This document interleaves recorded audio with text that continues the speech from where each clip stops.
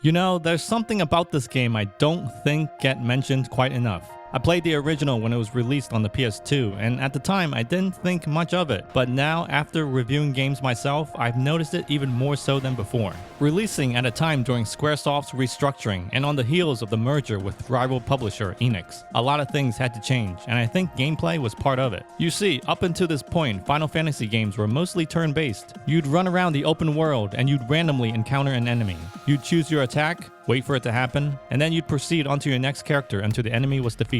It was a battle system we had all come to know and love, but somewhere down the line, I guess somebody was complaining that it was either too slow or repetitive. Final Fantasy 12 attempts to rectify this with the introduction of the Gambit system. I'm not going to go too in-depth because I know I'm going to get something wrong and then have someone correct me in the comments, so I'll just give you like a quick idea of what it is. Basically, it's a set of commands you give the characters in your party to carry out before a battle begins. You tell the members in your party when, who, and if they should attack. If one of the members in your party is low on health, then a cure spell will initiate. If someone falls in battle, a gambit can be set for a character to use a Phoenix Down or a revive spell. Gambits can be adjusted to activate at a specific time as well. For example, you can set a cure spell to occur only if the character's HP drops below a certain amount. The order in which the gambit is placed is also important. Gambits near the top will take priority and occur before everything else after it. You basically pick and choose what you want to happen on the battlefield without ever having to select it during a fight. With so many attacks and spells to choose from, a team's gambit system can vary wildly from one player to the next. Although it might not seem like it at first, the combination of different gambits is pretty robust the further you get into the game. But that's not all. You can also set gambits onto the party leader as well.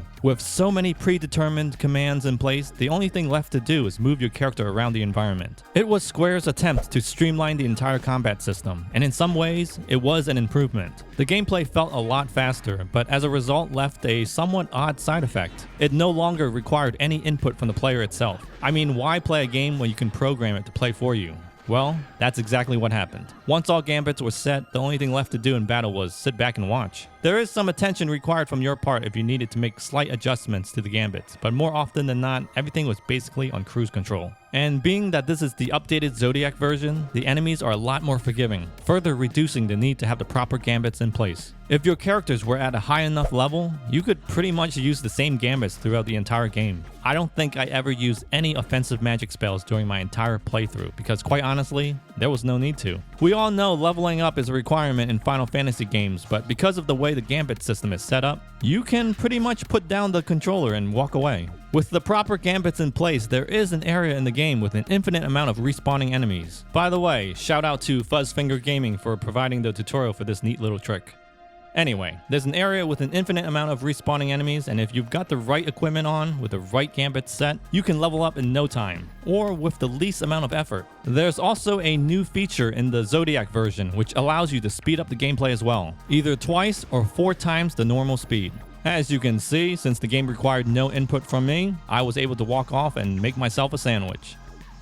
There is a catch to this trick, however. It requires a certain item which you won't get much later, so you will have to play a good portion of the game. But once you get to that point, it's pretty much smooth sailing. I started this trick about 45 hours into my game, and around the 75-hour mark, all my characters were at level 99. I think once I even took a nap while my characters were leveling up. Although there isn't much to do once the gambits are in place, there is a sense of satisfaction in coming up with the right ones to use. It's sort of like trying to figure out the perfect recipe for defeating a particular enemy. This is relevant at the beginning of the game when your characters are rather weak, so strategic planning does play a bigger role in the earlier parts. Unfortunately, once the secret recipe is discovered, there's very little else to keep you intrigued. I wouldn't have a problem with this as much if the game had a better story. I mean, look at it this way. The game essentially plays itself, and the story is mediocre at best, which leads me to the question, why am I playing this game again? I always pictured this game as part JRPG and part driving. Because like I stated before, once the gambits are in place, all you're doing basically is just steering your character in the right general direction. Maybe not so much when you're trying to figure out a certain puzzle, but more so when you're grinding to level up. Cause let me tell you, your brain is gonna go on autopilot during those moments. It's not bad in a sense. I mean, it does speed up the process of leveling up, but I can't shake this feeling that maybe I'm not really playing the game as much as I should. One thing that holds true to the series are the graphics, but unfortunately, it takes so long for you to experience the better looking parts of the game. The beginning areas are rather drab and dull in my opinion, mostly taking place in caves and dungeons. The more exotic and colorful scenery don't appear until much later in the game, which is a shame because most people who don't make it halfway through will never get to see it. In handheld mode, the visuals have a slight, soft look to them. It only happens when the camera is pulled all the way back. I think there's some sort of dynamic resolution going on, because you'll notice the image getting sharper the closer the camera pulls in. The game starts off in a rather dark area, which combined with the soft look does not give off a very good first impression. But once you make it into the daylight, things look a lot better. Vast amounts of detail can be seen with beautiful soft looking colors. That shot of you standing on one island and looking out to the sea is simply beautiful.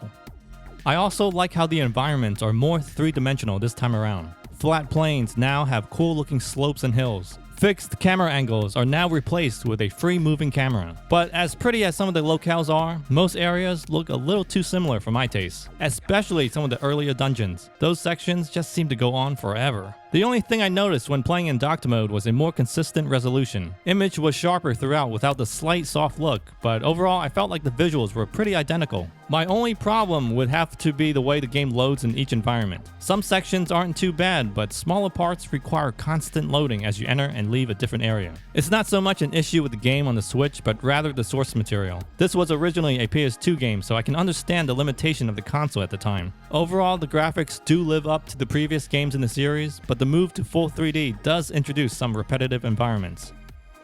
Fans familiar to the sound in previous games in the series will notice a departure in Final Fantasy XII. The music is good, but it's not Final Fantasy. It's more like Star Wars, to be honest, which isn't really a bad thing. It might not be as memorable as past entries, but I would be lying if I said I didn't enjoy some key parts. Voice acting is surprisingly really well done. Characters convey a sense of authenticity, with the exception of just one. It was not so very long ago that I announced you had been executed.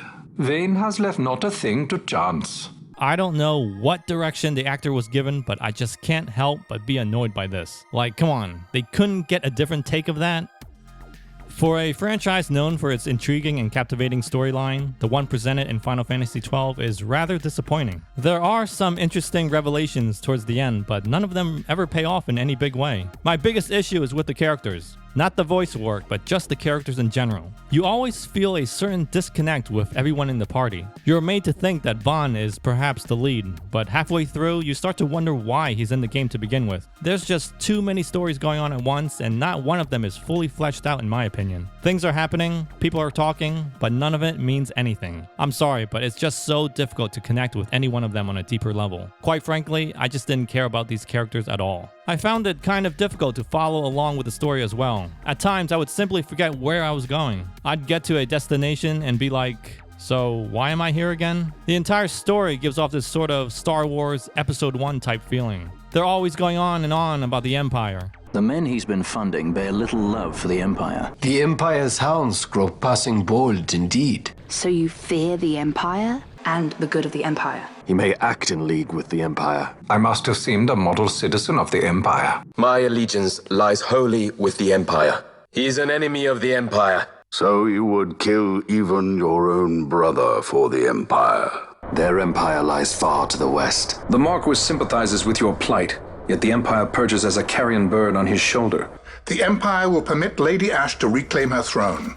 I will then continue our negotiations with the Empire. As word of the events in the yacht sounded throughout the Empire, it would serve only to invite the Empire's wrath. The Rosarian Empire assembles a vast host. The Empire must never hold it, and the Empire would crush us. He leads a large resistance force against the Empire. How dare you say that? The Empire attacked us, stole all we hold dear. My people hate the Empire.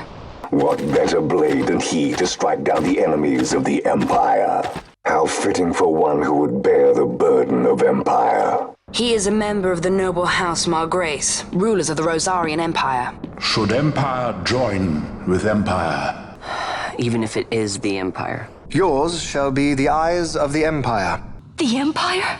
I think the main problem with the story is that there's no sense of urgency or impending doom. It's implied that a war could occur, but I never felt like time was running out. It's hard to relate to anything happening on screen, and because of that, I just didn't care. I really tried to like this game. I really did. This is the second time I played it, once on the PS2 and again recently on the Nintendo Switch. And I'm sorry to say, I feel the same way about it now as I did back then. It might look like Final Fantasy, but it's definitely lost that magical touch that so many previous games were able to give off. Alright guys, I hope you enjoyed the video. I'm expecting a mass exodus of people unsubscribing after watching this. So for those who've decided to stay, I've got more Switch related content here. Check them out if you're so inclined. See you in the next video. Later.